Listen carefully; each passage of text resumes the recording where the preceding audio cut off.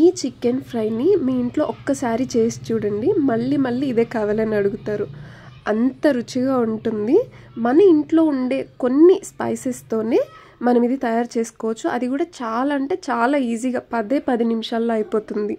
ఇది మనం ముక్క ముక్కగా కూడా తినచ్చు, లేదంటే అన్నంలో కూడా కలిసిపోతుంది ఈ మసాలా అనేది. ముందు దీని తయారీ విధానం చూద్దాం.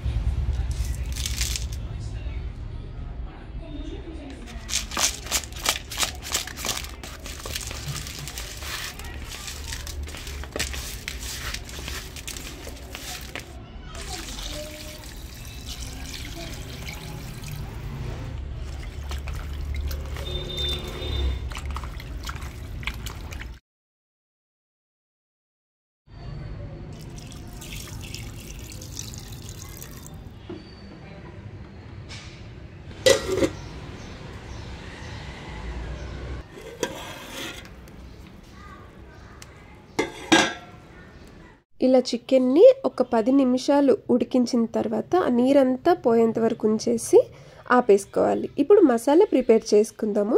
ధనియాలు, జీలకర్ర, చెక్క, మొగ్గ, యాలుక్కాయ, ఎండు కొబ్బరి, అల్లం, వెల్లుల్లి. దీనికి ప్రత్యేకంగా కొలతలేం అవసరం లేదు, ఇలా మిక్సీ పట్టుకోవాలన్నమాట. తర్వాత ఒక ప్యాన్ పెట్టుకొని అందులో 1.5 టేబుల్ స్పూన్ వరకు కూడా నూనె వేసుకొని తాలింపు గింజలు వేసుకోవాలి. తర్వాత 2 ఎండుమిరపకాయలు వేసుకొని కరివేపాకు, పచ్చిమిర్చి పొడుగ్గా కట్ చేసుకొని, అలాగే ఉల్లిపాయ 1 మీడియం సైజు పొడుగ్గా కట్ చేసుకొని వేపుకోవాలి.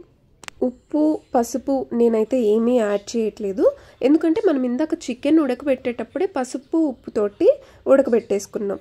తర్వాత చూసుకొని మీరు కావాలంటే అప్పుడు ఉప్పు అనేది యాడ్ చేసుకోవచ్చు. పసుపు ఇంకా అవసరం లేదు నాకు తెలిసైతే.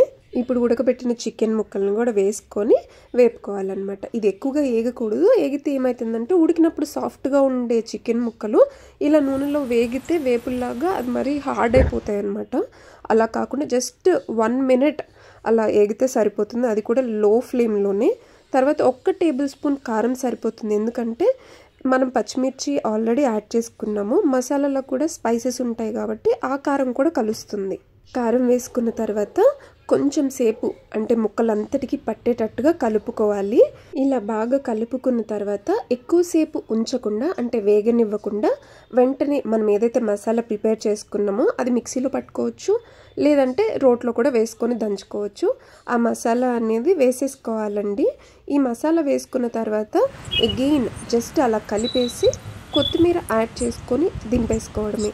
అంటే ఎక్కువసేపు ఉంచితే మళ్ళీ ముక్క అనేది గట్టిగా అయిపోతుంది. ఇది మాత్రం గుర్తుపెట్టుకోవాలి. ఎప్పుడైనా సరే ఉడకబెట్టిన చికెన్ అనేది మనకి నూనెలో పడిన తర్వాత ఎక్కువసేపు ఉండకూడదు అనమాట. అప్పుడు కొంచెం ఆ లేయర్ అనేది గట్టిగా అవుతుంది, అప్పుడు మంచిగా రాదు.